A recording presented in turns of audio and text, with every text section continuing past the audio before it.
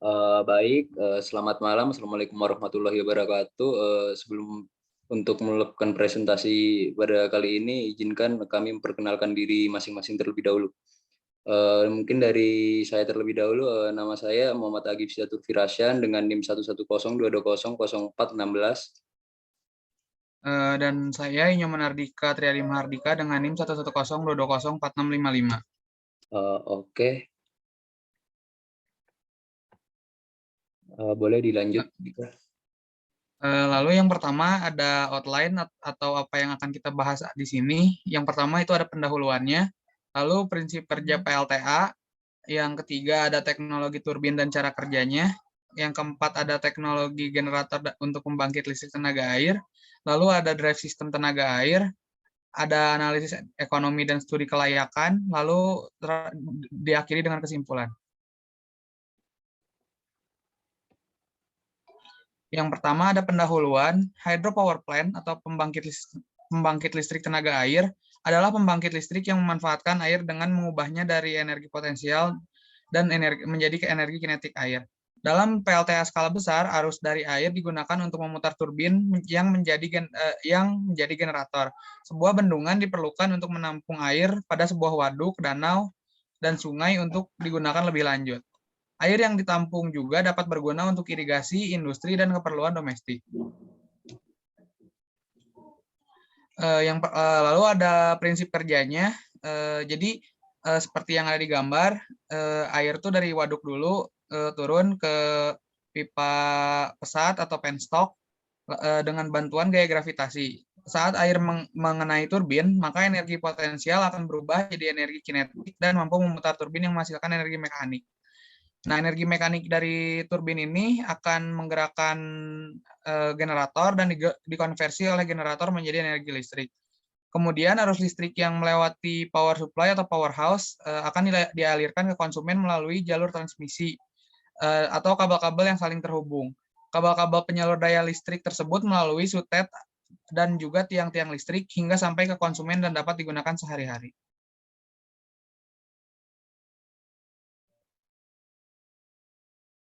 Baik, lanjut. Kemudian di sini ada teknologi turbin dan cara kerjanya turbin itu sendiri.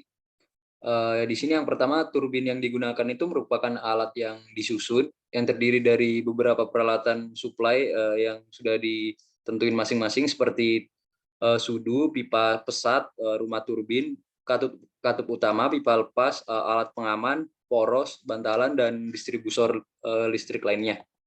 Kemudian prinsip kerja turbin ini bereaksi atau sudu-sudu runner-nya pada turbin Prancis dan propellernya berfungsi sebagai sudu-sudu jalan. Posisi sudunya tetap atau tidak bisa digerakkan, sedangkan sudu-sudu lainnya pada turbin ini kaplan berfungsi sebagai sudu-sudu jalan, seperti posisi sudunya ini bisa digerakkan berdasarkan tempat sumbunya yang diatur oleh motor servo, contohnya dengan cara manual atau otomatis juga bisa digunakan. Yang terpenting sesuai dengan pembukaan sudu teraturnya atau sudu yang sudah diatur. Kemudian ada proses penurunannya. Proses penurunan ini tuh tekanan air ini terjadi baik pada sudu-sudu atur maupun pada sudu-sudu jalan. Prinsip kerja turbin Pelton berbeda dengan turbin reaksi sudu-sudu yang berbentuk mangkok yang berfungsi seperti sudu-sudu jalan. Posisinya itu tetap atau tidak bisa digerakkan sama sekali. Dalam tenaga air terdapat beberapa jenis turbin juga, turbin air yang dapat digunakan yaitu turbin reaksi dan turbin impuls biasanya. Oke, next. Kemudian di sini ada kurva grafik dari turbin tersebut. Dari ada turbin Pelton, Prancis, dan Beres dan lain-lainnya. Grafik ini tuh pemilihannya turbin di atas dapat kita lihat pada sisi kiri merupakan acuan untuk tinggi jatuh bersih airnya. Dapat dilihat dari angka 10 sampai 1000 meter yang merupakan tinggi jatuh bersih air itu ke dalam meter.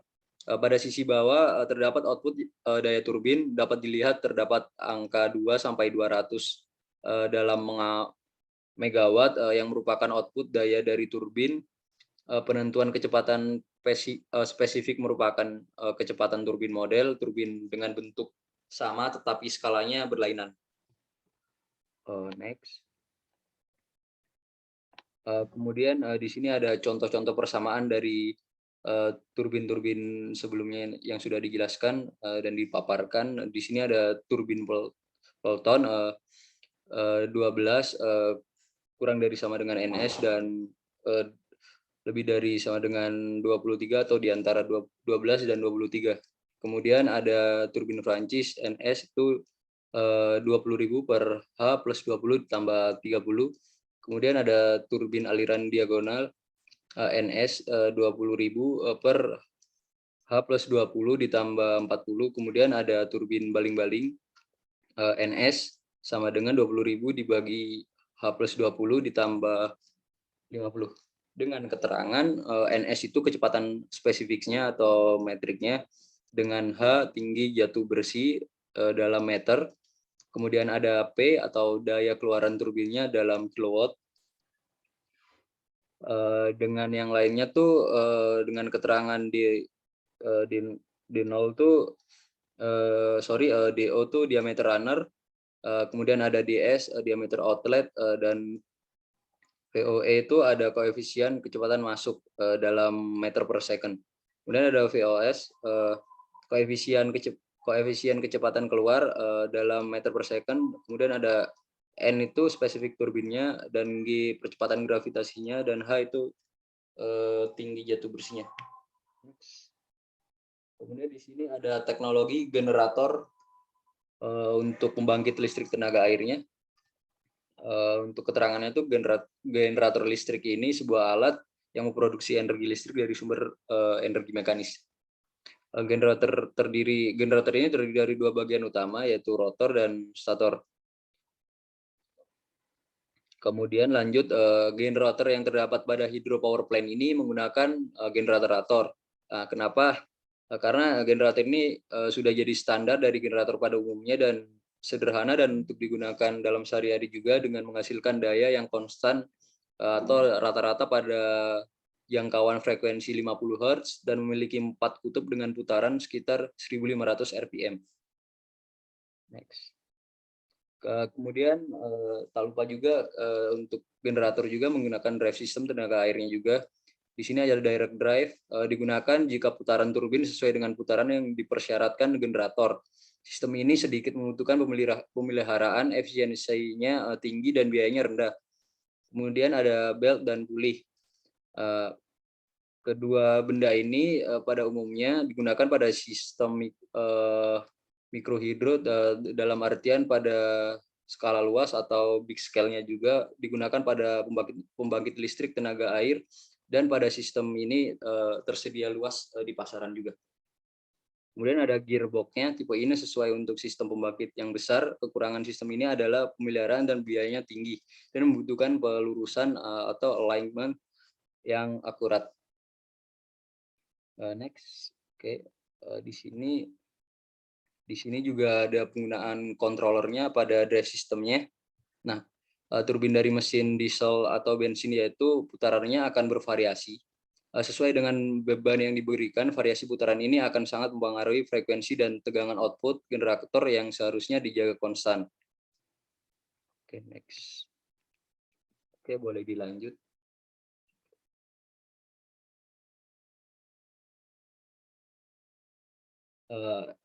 Masih di mute. Oh iya, maaf. Di sini kami menggunakan contoh dari PLTA Kalibeber untuk analisis ekonomi dan studi kelayakannya. PLTA Kalibeber ini terdapat di Kabupaten Wonosobo, Jawa Tengah, dengan menggunakan metode deskriptif kuantitatif. Data yang digunakan meliputi yang pertama ada harga satuan bahan, upah dan pekerjaan Kabupaten Wonosobo tahun 2014, jenis dan harga peralatan mekanikal elektrikal, harga tanah, harga jual energi listrik.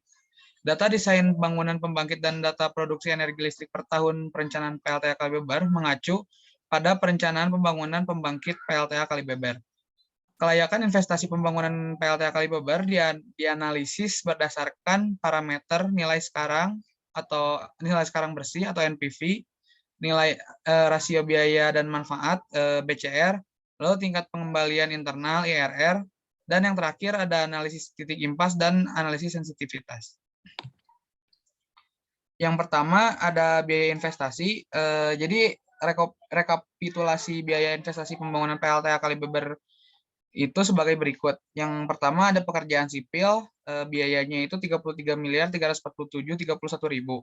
Lalu yang kedua ada pekerjaan mekanikal elektrikal, di mana 11.261.185.000. Dan yang ketiga ada biaya kontingensi, di mana 7.050.179.000. Dengan jumlah total yaitu 58.547.804.000. Next. Oh ya, pendapatan per tahun energi produksi terjual dan jual listrik berdasarkan persamaan 1 diperoleh revenue per tahun sebesar 9.023.412.000 rupiah. Lalu ada pengeluaran, yaitu ada depresiasi. Depresiasi merupakan pengurangan atau penurunan nilai secara sistematis menurut waktu. Rumus depresiasi yaitu total investasi dikurang nilai sisa proyek per umur ekonomis PLTA. Dari persamaan 2 diperoleh nilai depresiasi per tahun sebesar 1.951.593.000. Next. Yang selanjutnya ada pengeluaran juga, yaitu biaya operasional dan pemeliharaan. Biaya operasional dan pemeliharaan termasuk dalam biaya tahunan yang nilainya tetap, terdiri dari biaya tetap dan biaya variabel. Yang pertama ada jenis biayanya, yaitu biaya tetap dengan jumlah biaya 270 juta. Yang kedua biaya variabel dengan 144.500.000. Yang ketiga biaya direksi dan komisaris 207.250.000. Lalu ada preraik asuransi 290.739.021. Lalu yang terakhir jumlah biaya operasional dan pemeliharaannya yaitu 914.489.021. Selanjutnya ada retribusi air. Yang selanjutnya ada pelumas, yaitu biaya pelumas diasumsikan sebesar 85.000 dari setiap 1 kWh energi yang dihasilkan pembangkit listrik. Biaya pelumas sama dengan 85.000 kali hasil produksi energi terjual. Dari persamaan keempat itu diperoleh biaya pengeluaran pelumas per tahun 837.067.000.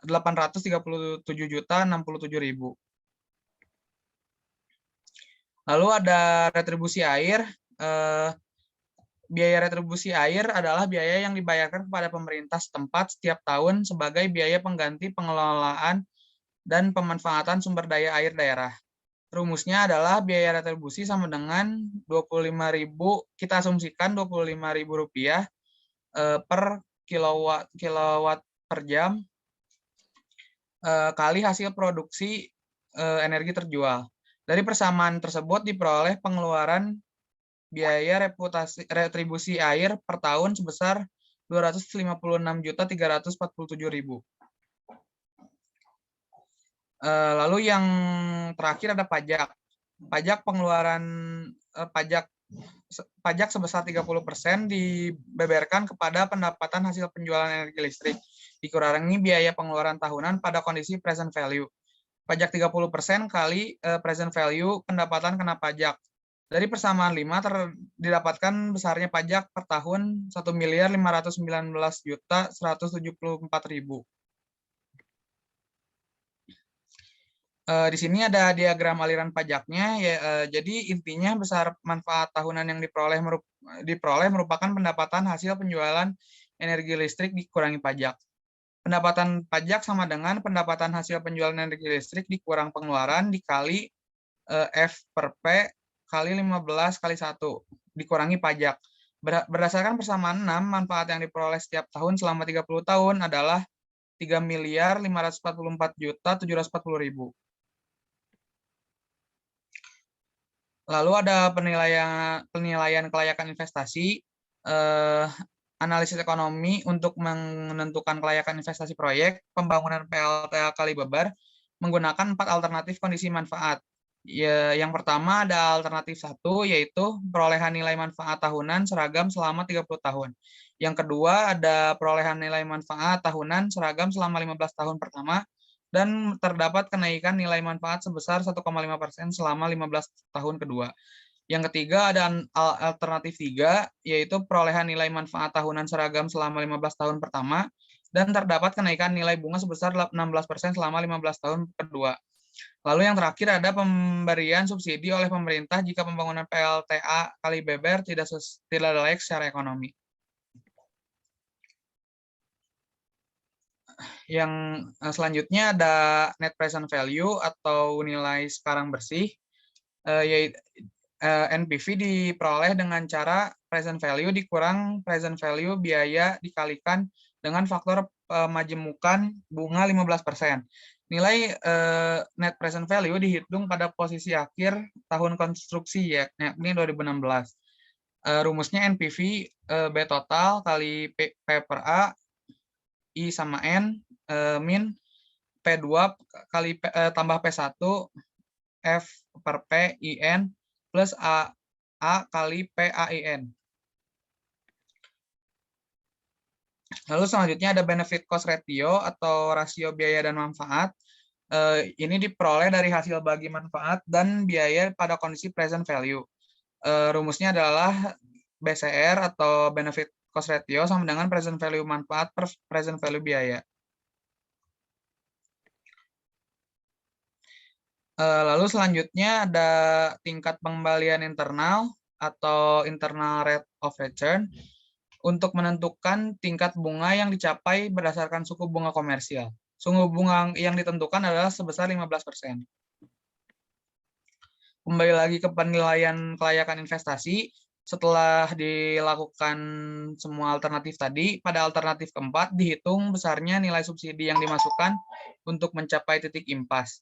NPV yang digunakan berdasarkan alternatif 1 manfaat seragam selama 30 tahun. Besarnya subsidi per tahun dihitung dengan A sama dengan NPV AP 1530. Maka berdasarkan persamaan I0, nilai subsidi yang diberikan selama 30 tahun adalah sebesar 11.141.777.750 per tahun. Lalu ini ada analisis titik impas. Berdasarkan 3 alternatif kondisi manfaat tahunan yang diperoleh, tidak tercapai titik impas karena biaya investasi lebih besar dibandingkan manfaat yang diperoleh. Maka jika seperti itu, pemerintah akan memasukkan subsidi untuk mencapai titik impas dengan nilai subsidi sebesar 11.141.777.750 per tahun. Maka titik impas tercapai pada tahun 10.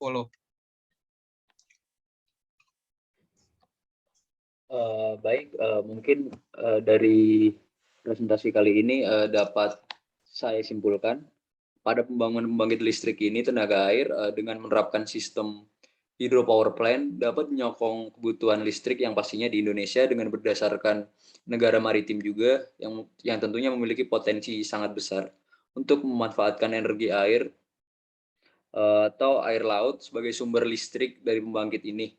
Prinsip kerjanya pembangkit ini ada juga dengan perubahan energi potensial yang dialiri juga dari aliran air menjadi energi listrik, kemudian air yang telah dibendung dialirkan menuju turbin melalui pipa pesat dengan bantuan gaya gravitasi juga. Nah, saat air mengenai turbin juga, maka energi potensial akan berubah jadi energi kinetik dan mampu memutar turbin juga yang menghasilkan energi mekanik. Kemudian maka dari itu yang dapat kita simpulkan juga itu penerapan hydropower plant ini harus ditambah juga lebih banyak lagi, apalagi tentunya di Indonesia, dan harus diterapkan juga bagi kehidupan masyarakat terlebih. Kemudian karena sangat banyak kelebihannya, karena lebih banyak kelebihannya dan keuntungannya juga lebih banyak daripada kerugiannya. Mungkin segitu saja yang dapat kami presentasikan buat tugas besar sistem energi listrik terbarukan ini. Mungkin jika ada kurang lebihnya, jika ada salah kata atau apa, kami mohon maaf. Selamat malam. Wassalamualaikum warahmatullahi wabarakatuh.